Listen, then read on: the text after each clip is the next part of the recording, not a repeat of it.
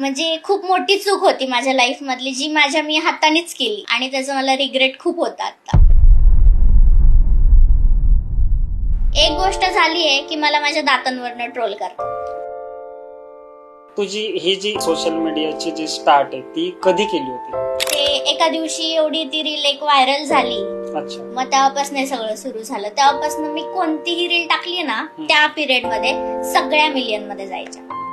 आणि तेव्हा मम्मीला बघून माझी अशी पण इच्छा व्हायची की मी पण मेकअप आर्टिस्ट व्हावं आणि तिच्यासोबत मी काम पण केलंय. मला पहिल्यापासून तर माझं हेच होतं की मला ऍक्टर बनायचं. मी ऍक्टिंगचा क्लास पण केलता, पण मला असं वाटलं की ऍक्टिंग कधी क्लास लावून येणार नाही, जे नॅचरल ते नॅचरल आहे. बरोबर. तर मग मी रील्सच्याच थ्रू चालले आता सध्या माझी जर्नी जी आहे ती.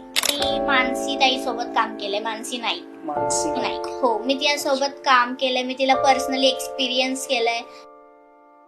फॅमिली रिलेशन चांगले, गौतमी पाटील, मोनालिसा बागल किंवा मानसी नाईक वगैरे?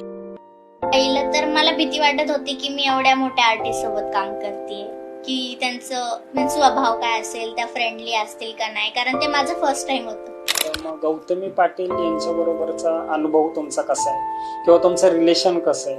जसं आता माझी आयडी हॅक झालीये, सगळ्यांनाच माहितीये, तर ती मला माझ्या आयडी रिलेटेड पण ती मला खूप सपोर्ट करते आता पण. आतापर्यंत मी 3 स्कूल चेंज केल्यात.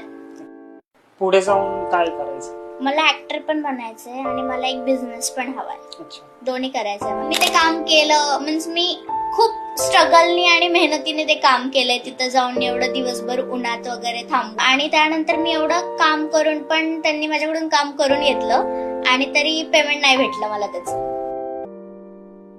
लग्नाचा काय विचार आहे तुझा?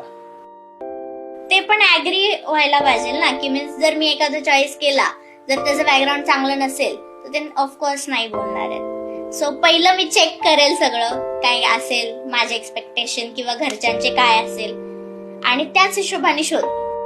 काय काय जण तर असे आहेत की धमकी पण देतात, तू जर नाही केलं तर आम्ही असं करू, आम्ही तसं करू.